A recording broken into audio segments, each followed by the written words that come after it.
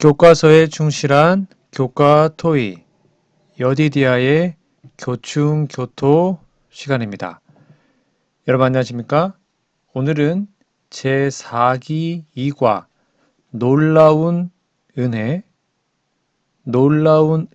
제목으로 우리 하나님 말씀을 함께 연구하겠습니다. 여러분 교과서와 성경책을 미리 준비해 주시기 바랍니다. 오늘의 연구 범위입니다. 여호수아 2장 1에서 21절, 민수기 14장 1에서 12절, 히브리서 11장 31절, 출애굽기 12장 13절, 여호수아 9장이고요. 느헤미야 7장 25절입니다. 연구 범위 성경 본문을 꼭 펴서 읽어주시기 바랍니다. 기억전입니다. 믿음으로 기생 라합은 정탐꾼을 평안히 영접하였으므로 순종하지 아니한 자와 함께 멸망하지 아니하였도다. 히브리서 11장 31절입니다. 우리 기억절 노래 들으시고 이어서 말씀 연구를 진행하겠습니다. 사기 2과 믿음으로 기생 라합은 정탐꾼을 평안히 영접하였으므로 순종하지 아니한 자와 함께 멸망하지 아니하였도다. 히브리서 11장 31절.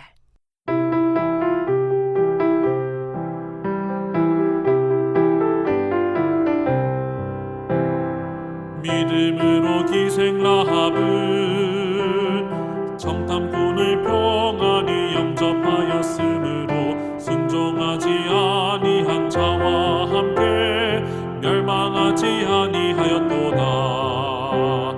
히브리서 12장 31절. 11월 5일 일요일입니다. 10월 5일 일요일입니다. 제목은 두 번째 기회. 교과 질문입니다. 여호수아 2장 1절과 민수기 13장 1절 2절 25에서 28절 그리고 33절입니다. 그리고 민수기 14장 1에서 12절을 읽어보라. 여호수아는 왜 약속의 땅 정복의 임무를 정탐꾼을 파견하는 것으로 시작했는가? 자, 교과서 질문 읽어보시고 교과서 본문을 꼭 보시기 바랍니다. 여호수아는 약속의 땅 정복을 정탐꾼 파견으로 시작하였습니다. 이거는 단순한 군사적 기교가 아니라 언약적 신앙과 인간의 책임의 조화, 그리고 하나님은 그 역사 가운데 어떻게 일하시는지를 드러내는 신학적, 실천적 행위였습니다. 첫 번째는 전례와 연속성이었는데요. 모세 시대의 정탐을 따랐던 겁니다.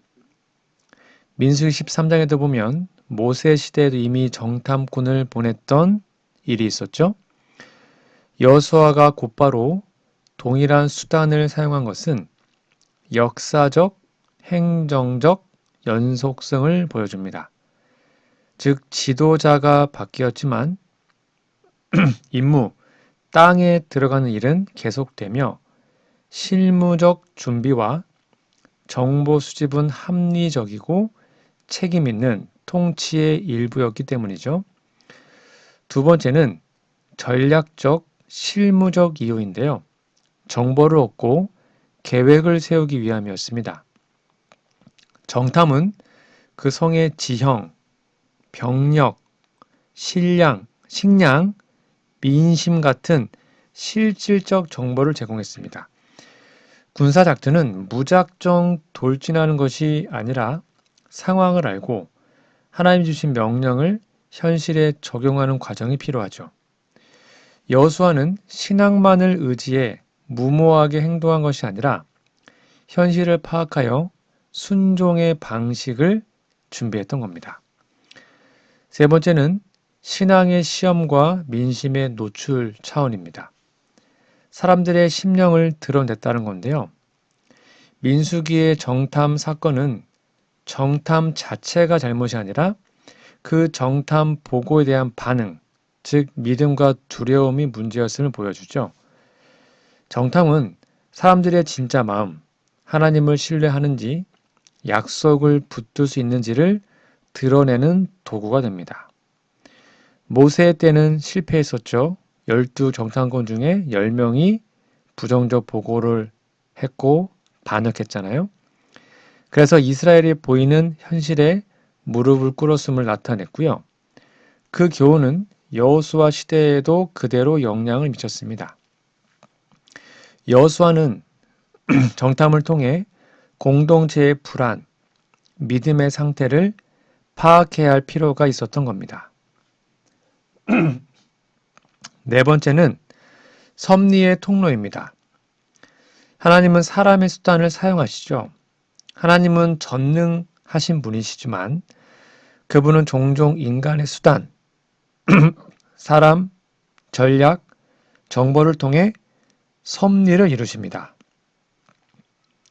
여호수아의 정탐 행위는 하나님의 능력과 인간의 책임이 어떻게 함께 작동하는지를 보여줍니다. 또한 정탐꾼을 통해 여호수아는 라합과 만나게 되고 그 만남을 통해 이방인의 믿음과 은혜 그리고 하나님의 구원 계획 속에서 이방인까지 포함되는 구원의 폭을 드러내는 기회가 생겼습니다. 즉 정탐은 하나님의 구속사적 목적을 이루는 통로가 되었던 겁니다. 자, 그럼 왜 먼저 정탐했을까요? 요약하면 전략적, 실무적 준비를 위해서 공동체와 지도자가 믿음의 상태를 점검하기 위해서 하나님의 섭리를 위한 인간적 통로를 마련하기 위해서였고 동시에 정보가 사람들의 마음을 무너뜨리지 않도록 그 정보를 하나님의 약속과 함께 해석해서 행동하려는 신앙적, 목회적 배려였기 때문입니다. 여러분, 정탐 그 자체는 죄가 아니었습니다. 문제는 정탐 보고를 하나님의 약속보다 더 신뢰하는 게 문제죠. 여호수아는 이 교훈을 받아서 실천적 지혜와 순종적 담대함을 결합하려는 시도로 보아야 합니다. 여러분, 오늘날 우리에게는 어떤 의미가 있을까요? 교회의 리더십과 성도의 삶에도 기도와 계획이 함께 가야 합니다. 주님은 우리에게 기적만을 요구하시지 않고 신중한 준비와 지혜로운 결단을 통해 그분의 뜻을 이루게 하십니다. 그러나 전략과 정보가 우리의 믿음을 대체하지 않도록 늘 말씀과 약속을 우선해야 합니다. 여러분, 여호수아는 약속을 믿었지만 준비를 게을리하지 않았습니다. 여러분의 삶에도 때로는 정탐이 필요합니다. 상황을 알고 준비하는 지혜, 그리고 그 지혜의 마지막 판단은 언제나 하나님의 약속과 임재 위에 서야 합니다. 오늘 여러분이 직면한 두려움의 정보가 있을지라도 모세 시대의 실패를 반복하지 말고 하나님의 약속을 붙들고 담대히 나아가기를 간절히 바랍니다. 밑에 두 번째 질문입니다. 요한복음 18장 16에서 18절, 25에서 27절, 요한복음 21장 15에서 19절 읽어보라.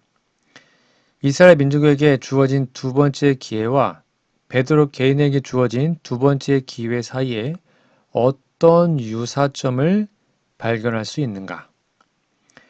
요한복음의 두 본문은 바로 베드로가 부인한 장면, 그리고 부활하신 주님의 베드로의 회복과 위임 장면으로 서로 대조되어 있죠. 이것은 이스라엘 민족에게 주어진 두 번째 기회, 즉 금송아지 이후의 언약 갱신, 광야 시대의 불신 이후에 약속의 땅을 맡은 새로운 세대의 기회, 혹은 모세가 두 번째 돌판을 받아서 언약을 갱신한 사건, 이것과 유사한 점이 있습니다. 좀 정리를 해보겠습니다.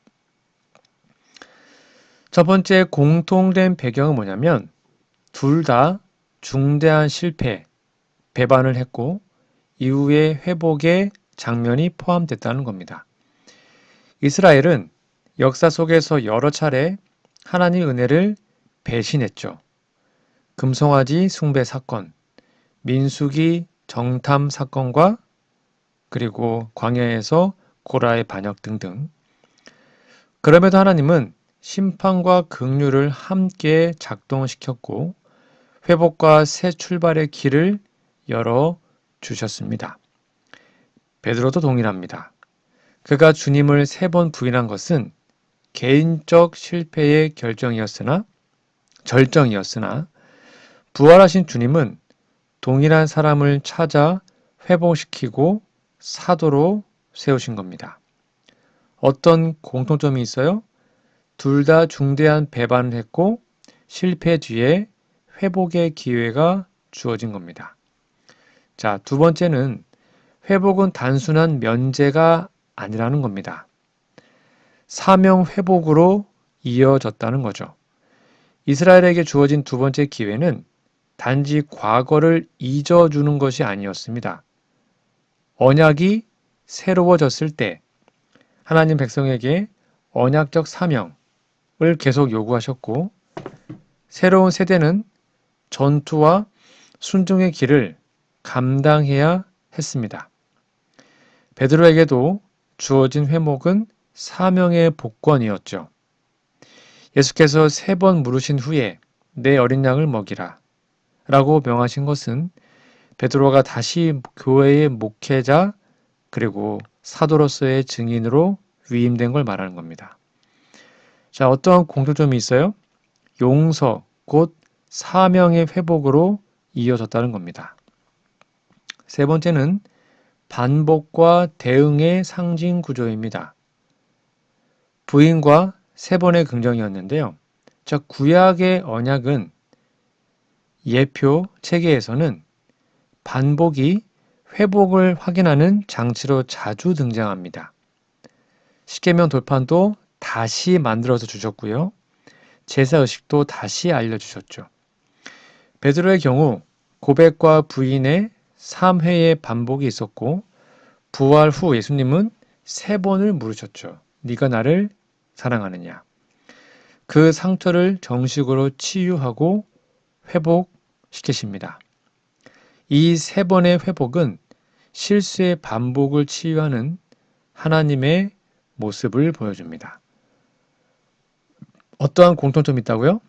반복을 통한 회복의 공식입니다.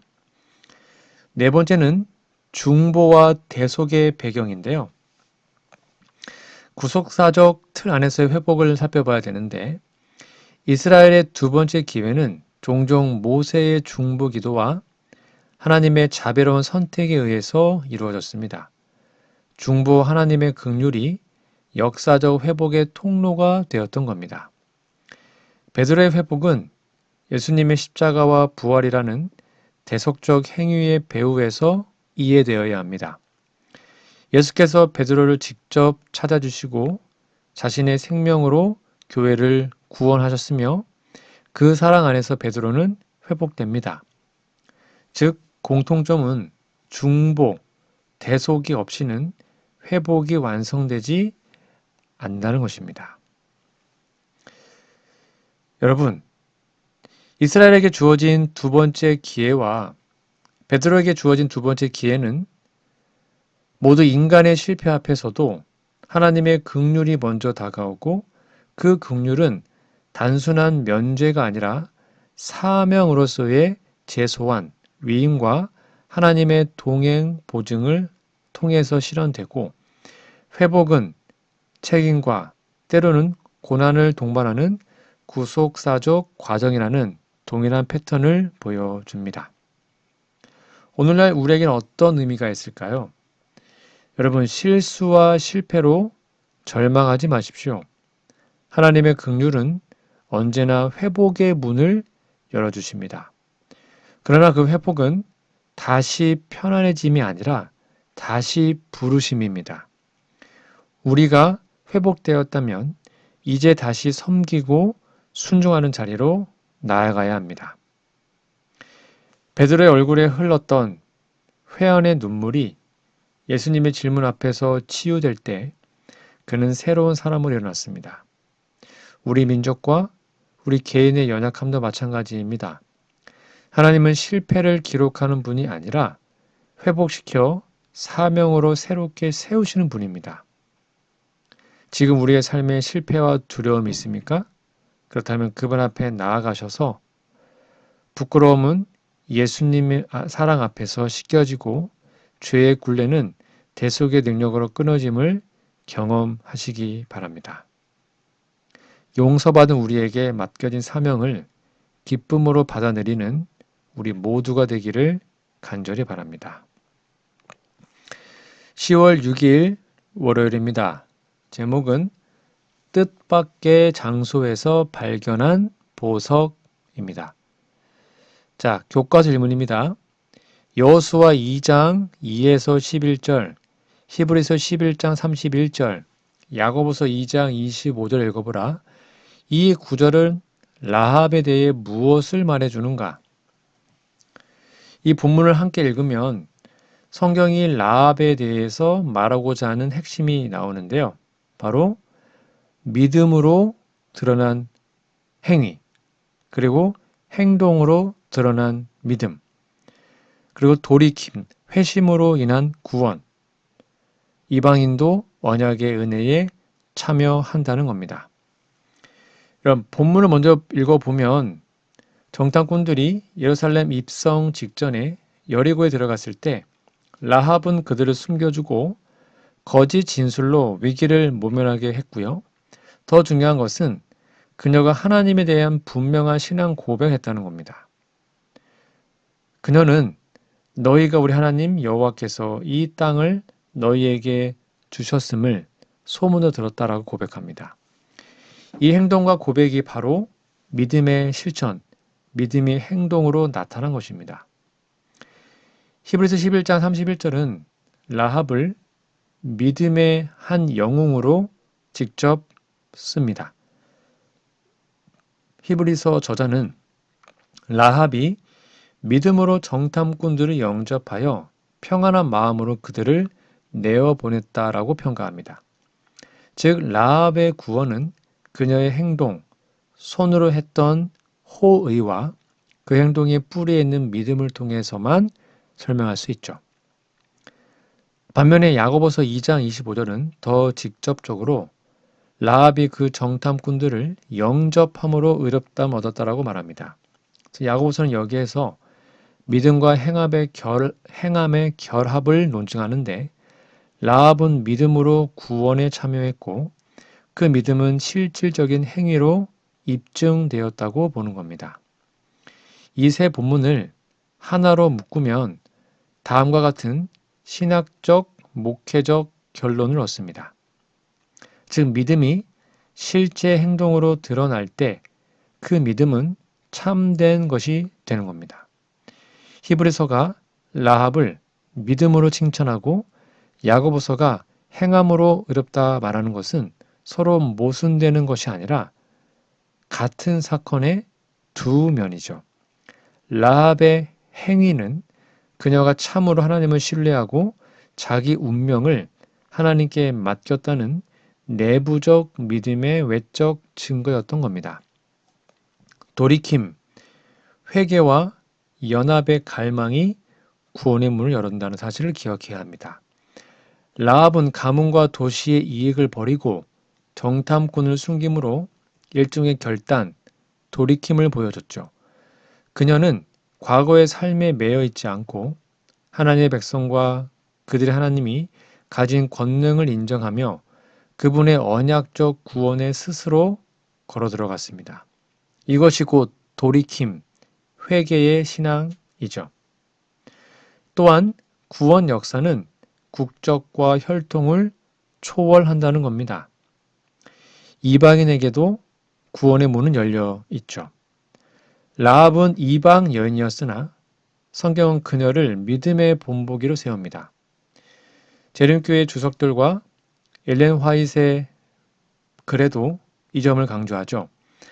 하나님은 자신의 구원 계획에 외국인과 사회적 주변인을 포함시키는 분이십니다. 그래서 라합은 다윗의 계보에, 즉 다윗의 족보에 들어가 예수님의 족보에도 포함되어 있죠. 마태복음 1장에 나옵니다.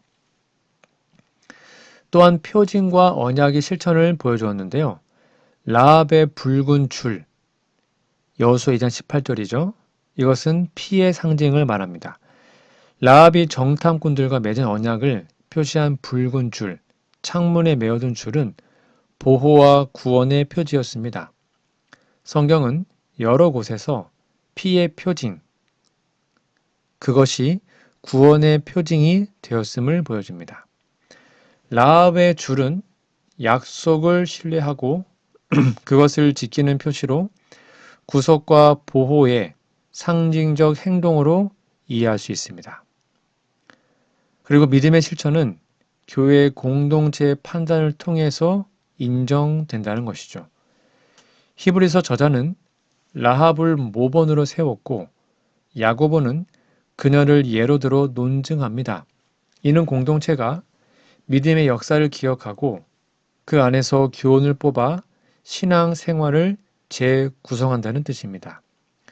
라합의 사례는 개인적 구원 체험이 공동체의 신앙 고백과 교육 속으로 들어와 후대의 교훈이 되었다는 겁니다. 전반적으로 라합은 믿음으로 행동한 자로서 성경이 높이 평가하는 인물입니다. 그녀의 이야기는 우리에게 실제적 교훈을 줍니다. 즉, 말로만 믿는다고 하지 말고 실제 상황에서 하나님을 신뢰하는 결단을 행동으로 옮기라. 회개와 결단은 언제나 새로운 출발이다. 하나님의 은혜는 우리의 과거 기록을 지우거나 덮지 않지만 그분은 회개하는 자를 새로운 사명으로 부르신다. 이 사실을 여러분 기억하셔야 합니다. 다시 한번 믿음과 행함은 분리할 수 없음을 꼭 기억하십시오. 라합의 이야기는 우리에게 큰 위로와 강한 도전을 동시에 줍니다. 그는 자기 부족과 과거를 부정하지 않았지만 하나님을 향한 작고도 용감한 행위 하나로 역사 속에 새겨졌습니다. 오늘 우리의 삶에도 작은 정탐의 순간, 즉 믿음을 시험받는 순간이 옵니다. 그때 겁내지 말고 라합처럼 믿음으로 손을 내미십시오. 말로만이 아니라 행동으로, 고백만이 아니라 삶으로 응답하십시오. 하나님은 그런 믿음을 보시고 구원의 문을 여시며 때로는 붉은 줄로 표징된 언약 안에서 저 여러분들을 보호해 주실 겁니다. 10월 7일 화요일입니다. 제목은 새로운 충성. 자, 교과서 질문입니다. 여호수아 2장 12에서 21절과 출애굽기 12장 13절, 22, 23절 읽어보라. 출애굽기의 말씀은 정탐꾼들과 라합 사이의 합의를 이해하는데 어떻게 도움이 되는가? 여호수아 2장의 라합과 정탐꾼 사이의 합의는 단순한 정치적 거래가 아니라 언약적 표시를 통한 보호와 약속의 장면으로 읽혀야 합니다. 출애굽기 12장에는 유월절 그 이야기가 나옵니다. 자, 먼저 핵심 본문을 좀 볼게요. 라합은 정탐꾼들에게 나의 목숨과 내 아버지의 집의 목숨을 너희가 보증하라고 요구해요. 여호수아 2장 13절입니다. 이들이 그렇게 약속하자 너희는 이 줄을 창 안에 메어 두라고 여호수아 2장 18절에 명합니다. 또 라합은 너희가 나를 위하여 인자와 진실을 베풀라라고 자기와 가족의 안전을 부탁하죠. 출애굽기 12장에서 하나님은 이스라엘 각 집의 문설주와 임방에 어린 양의 피를 발라 표징을 삼으면 그 피가 너희를 위하여 표적이 되리라. 내가 애굽을 넘을 때 그 집을 넘어가겠다라고 명하셨죠. 이 두 장면을 읽을 때 핵심 연결고리는 다음과 같습니다. 즉 보여지는 표지, 사인이 있다는 겁니다. 6월절은 피였고요. 빨간색. 그리고 라합은 붉은 줄이었습니다. 둘 다 구별과 보호를 말하죠. 출애굽기 12장은 어린 양의 피는 집을 표징하여 사망의 재앙이 그 집을 건너가게 하는 표적이었습니다. 여호수아서의 라합은 붉은 줄은 라합의 집을 다른 집과 구별하는 표지였죠. 그래서 전투와 진격 시에 이 표지가 달린 집은 정탐꾼들과 맺은 언약 때문에 보호를 받기로 되어 있었던 겁니다. 두 경우 모두 눈에 보이는 어떠한 표지가, 사인이 공동체의 재판 가운데서, 심판 가운데서 보호받을 자를 식별하게 합니다. 즉, 표징은 단순한 신호가 아니라 언약적 보호의 매개였던 겁니다. 그래서 6월절은 피를 바르는 행위로 하나님의 구원의 약속을 받아들이는 순종을 나타냈고요. 라합은 줄을 달고 정탐꾼들을 숨겨줌으로 바로 그 약속 아래 들어가기 위해서, 구원의 약속이죠. 자신과 가족을 보호해달라고 요구했던 겁니다.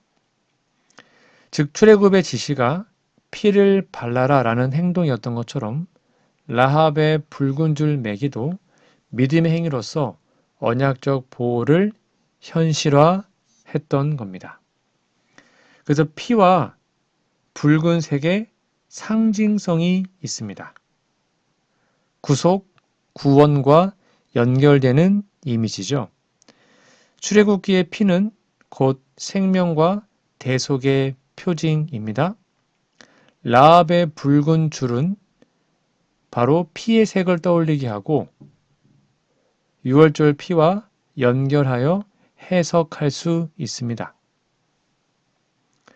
그래서 라합의 줄은 그냥 문자적으로는 줄이었지만 6월절의 피와 동일한 기능을 가지고 있다라고 해석할 수 있습니다. 6월절의 경우 이스라엘 가족은 하나님의 명령을 따랐고 하나님은 그 명령에 따라 구원을 집행하셨죠. 라합의 경우 정탐꾼들과 라합 사이에 상호 약속이 맺혀졌고요. 라합은 정탐꾼들을 숨기고 줄을 매며 사람들을 남기지 않을 것을 약속했고 정탐꾼은 그 약속을 지키기로 보증했던 겁니다. 여러분, 구원의 표징은 보이는 표지에만 머무르지 않습니다. 표징은 믿음의 행동, 순종과 결합할 때 실제로 우리를 보호하고 구원합니다. 6월절 양의 피가 가리킨 최종적인 실체는 그리스도의 피이죠. 우리가 그 피를 의지하고 그분에게 우리를 살려달라고 부탁할 때 하나님 우리를 심판에서 건져내십니다. 라합처럼 과거의 삶과 환경을 넘어선 결단을 할 때 하나님 은혜는 우리를 끌어안으시고 새로운 언약적 삶으로 이끄시는 거죠. 창문에 걸린 한 가닥의 주홍줄이 한 가정을 살린 것처럼 6월절 어린 양의 피 한 방울이 온 이스라엘을 살린 것처럼 우리의 구원도 결코 무심한 사고가 아닙니다. 그것은 언약의 표징을 붙드는 겸손한 믿음의 행동에서 시작되는 것이죠. 지금 이 순간 우리의 창문에 주홍줄을 매듯 마음의 창에 십자가의 피를 내걸어 간절히 외치십시오. 주님, 저를 구원해 주십시오. 그러면 우리는 구원을 받게 될 것입니다. 10월 8일 수요일입니다. 제목은 충돌하는 가치들. 교과서 질문입니다. 여호수아 9장 1에서 20절을 읽어보라. 라합의 이야기와 기브온 사람들의 이야기는 어떤 유사점과 차이점이 있는가? 그것은 왜 중요한가? 라합과 기브온 이야기는 그냥 읽어보면 표면적으로는 이방인이 이스라엘과 언약을 맺는다라는 공통점이 보이지만 그 동기, 방법, 결과, 신학적 의미에서는 뚜렷한 차이가 있고 그 차이가 우리에게 주는 교훈도 중요합니다. 다시 한번 라합 이야기 해볼까요? 여리고에 살던 이방 여인 라합이 정탐꾼을 숨기고 여호와를 인정했고 자신의 가족의 안전을 정탐꾼들과 언약으로 확보합니다. 여호수아 2장이죠. 여호수아 9장에 보면 기브온 사람들이 나옵니다. 기브온 도시 전체는 이스라엘의 위협을 알고 멀리서 왔다고 속였죠. 평화 조약을 맺어 생존을 확보하지만 그 속임수가 드러나자 그들은 제물로 멸망을 면하고 대신 이스라엘의 종으로 남게 됩니다. 어떠한 공통점이 있을까요? 하나님의 나라 밖의 자들이 언약 관계에 들어온 사례죠. 즉 이방인이 이스라엘과 관계를 맺는다. 둘 다 이스라엘과 어떤 언약을 맺어서 이스라엘의 공동체에 참여하거나 보호를 받게 됐다는 겁니다. 그리고 생존과 구원과 관련된 언약적 표징이 등장하죠. 라합의 붉은 줄, 그리고 기브온과의 조약도 맹세를 통해서 효력을 지닌 겁니다. 또한 하나님의 섭리 아래에서 이방인이 구원의 역사에 포함된다는 겁니다. 둘 다 결국 이방인이 하나님의 구원 역사에 어떤 방식으로든 연결되는 사례로 이해됩니다. 자, 그럼 어떠한 차이점이 있죠? 네, 바로 동기와 방법과 결과에 결정적 차이가 있죠. 동기는 마음의 근거죠. 라합은 믿음의 고백이 먼저 있었어요. 성경은 그녀의 믿음을 칭찬합니다. 그러나 기브온 사람들은 생존을 위한 기교와 두려움이 주된 동기였습니다. 그리고 멀리서 왔다고 거짓말함으로 목숨을 보존하려 했죠.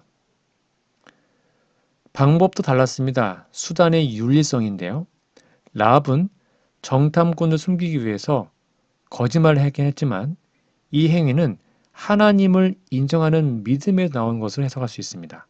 즉 라합의 거짓말은 하나님의 정탐꾼들을 숨기기 위한 믿음의 거짓말이었죠.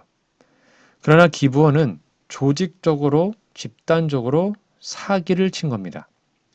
의도적으로 정체를 숨긴 계략이었죠. 어떠한 결과가 있었습니까?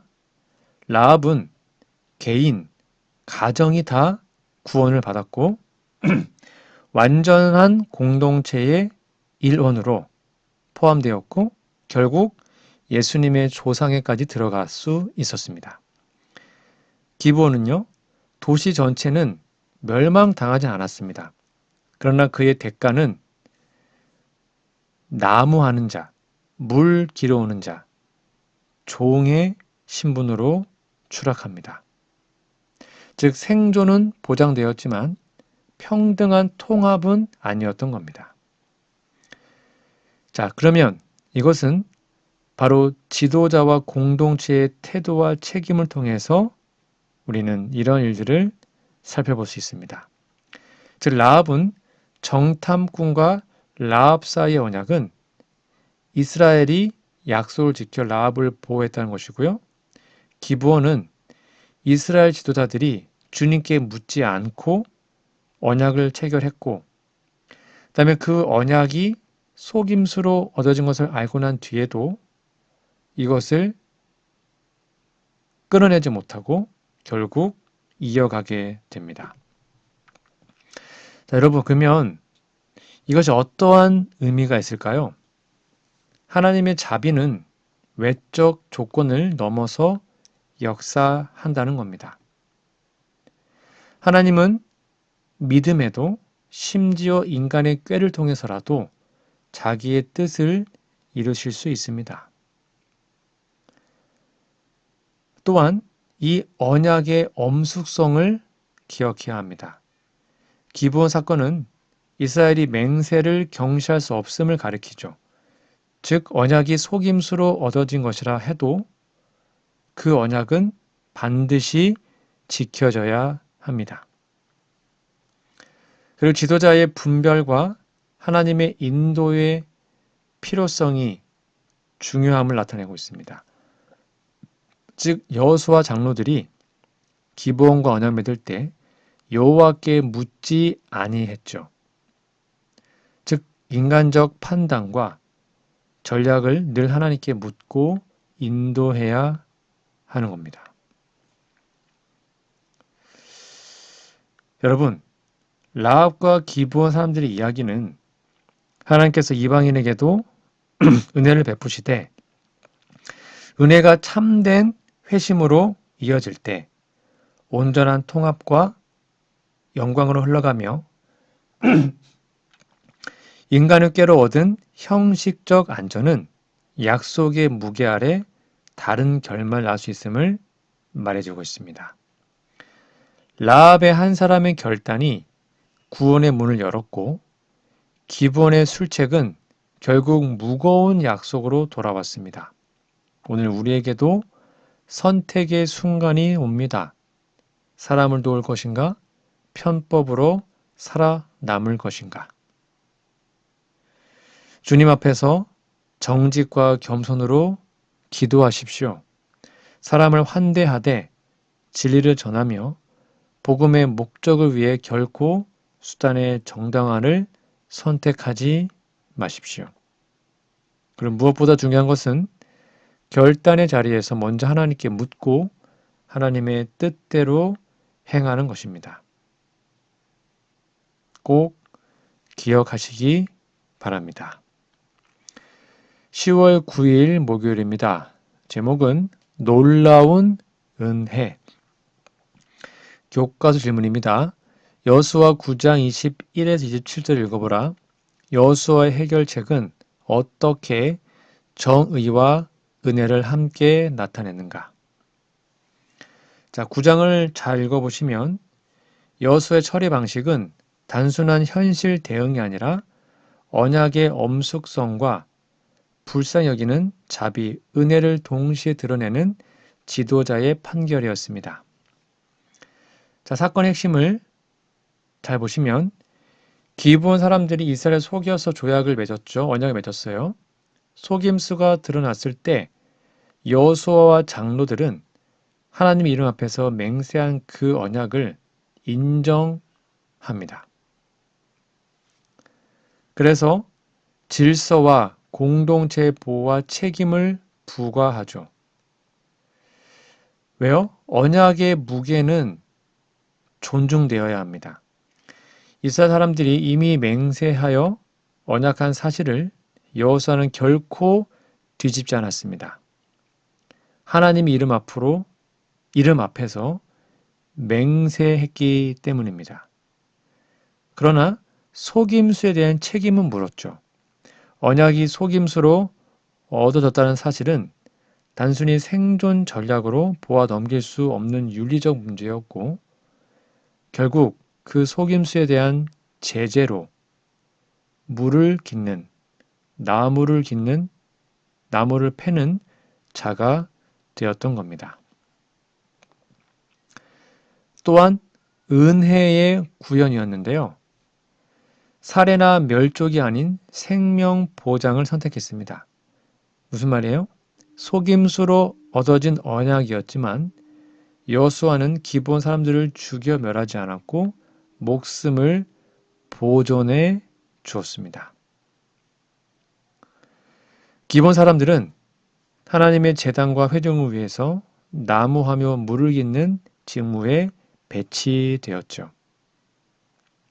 즉 굴복, 추방이 아니라 오히려 역할을 줌으로써 생존을 넘어 일정한 존엄과 목적을 부여했던 겁니다.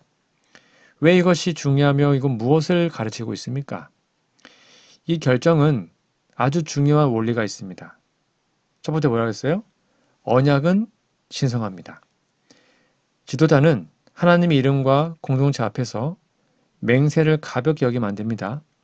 맹세를 지키는 것이 곧 하나님의 공의와 이름을 지키는 일입니다. 정의와 자비는 대립되지 않습니다. 정의가 없이 자비만 있으면 무질서가 오고 자비 없이 정의만 있으면 잔혹해집니다. 여호수아는 두 원리를 함께 작용해서 공동체를 보호하고 연약한 자의 생명을 보존했습니다. 그리고 지도자는 분별하여 판단해야 합니다. 단호히 책임을 물어야 하고 불필요한 파괴를 택하지 않고 회복의 길을 모색해야 합니다.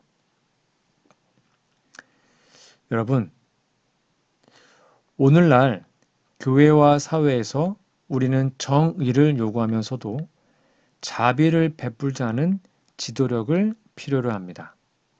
잘못을 드러낼 때 무조건 처벌도 무조건 용서도 정답이 아니죠. 약속과 진실성은 지키되 회복과 섬김의 가능성을 찾아야 합니다.